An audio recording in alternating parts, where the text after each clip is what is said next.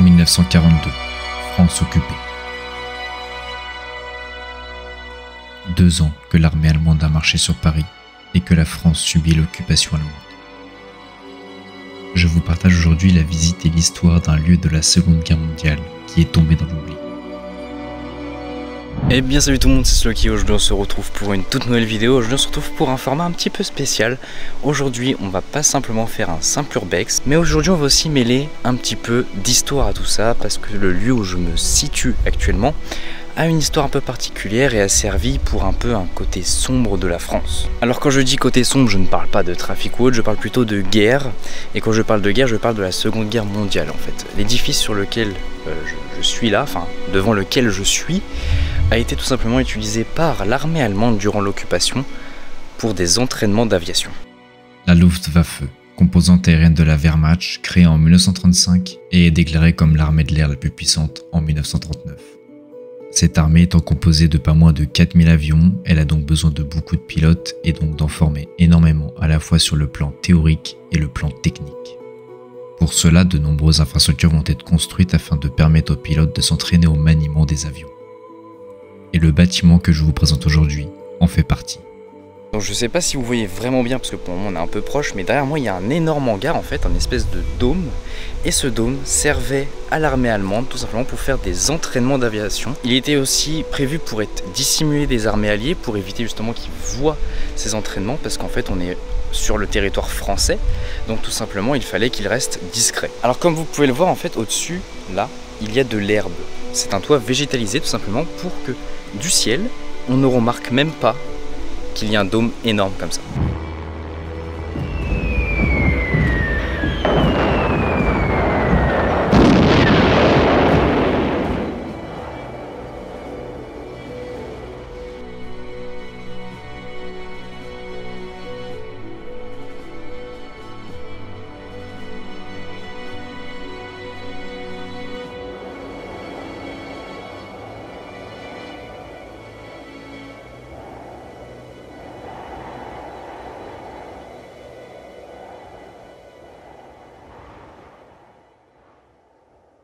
Actuellement, il ne reste plus que cet édifice, mais il faut imaginer qu'en fait, là devant, il devait sûrement y avoir une piste d'atterrissage, tout simplement parce que pour que les avions puissent décoller et atterrir. Et en fait, ils utilisaient cet endroit pour placer des fausses cibles et entraîner les aviateurs à viser, en fait, à lâcher du coup, des fausses bombes, mais en fait, pour s'entraîner à viser, pour pouvoir bombarder, tout simplement, après, avec plus d'entraînement, les villes françaises, j'imagine.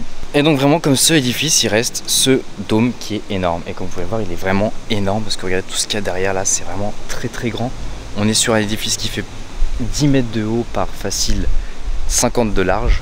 Donc vous imaginez qu'il y avait de la place pour mettre quelques avions quand même. De toute façon, ils ne cherchaient pas à mettre beaucoup d'avions parce qu'il fallait rester discret. Donc si vous avez une quarantaine d'avions qui décollent et qui atterrissent en continu, vous vous doutez bien que ça ne reste plus discret comme endroit. Alors il faut savoir que ce lieu est en pleine forêt, vraiment exilé de beaucoup de villes, tout simplement parce qu'il fallait encore rester discret.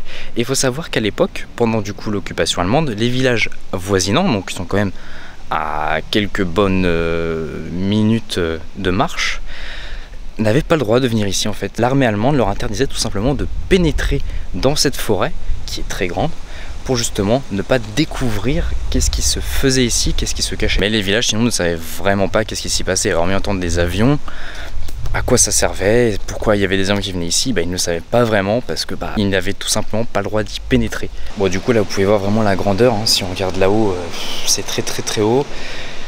Le lieu était pas mal tagué parce que en fait malheureusement maintenant il est beaucoup utilisé pour des rave parties, des trucs du genre, du squat, des fêtes, des choses du genre, donc c'est un peu triste, mais bon,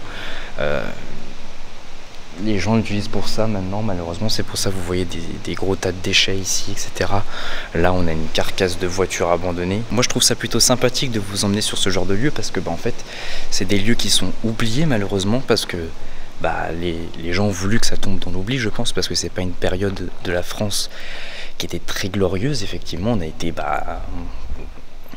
a été occupé par l'ennemi, mais c'est quand même dommage de tirer un trait sur des morceaux d'histoire comme ça, même si malheureusement ils sont tristes, ils peuvent être un peu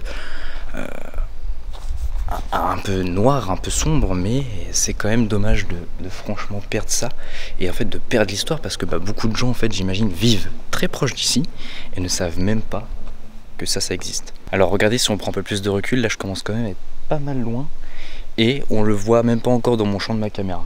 Là je suis facile à 20-30 mètres du dôme et vous voyez à quel point c'est énorme et en fait on se doute absolument pas du ciel qu'il y a ça.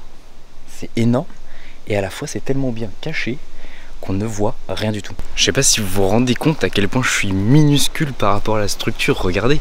Enfin c'est franchement impressionnant de se trouver devant une structure pareille.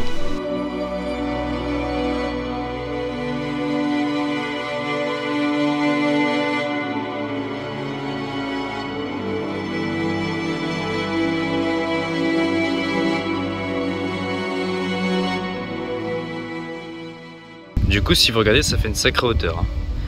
Faut pas tomber depuis ici. On est sur le toit. Bon, après, c'est. Vous voyez, on a l'impression qu'en fait, c'est. Rien dans la forêt. Hein. On a tout simplement l'impression que c'est une butte de terre cachée dans la forêt. Voilà. On n'a pas l'impression qu'en fait, en dessous de nous, à une époque, il y avait des avions qui étaient dissimulés.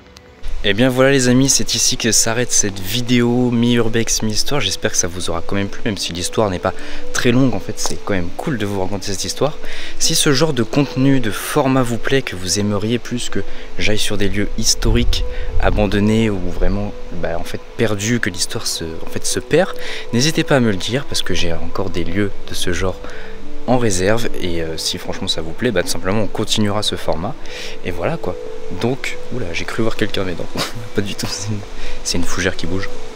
Parce que en fait, j'ai pas forcément trop le droit d'être là, c'est quand même une propriété privée, hein, faut quand même le dire.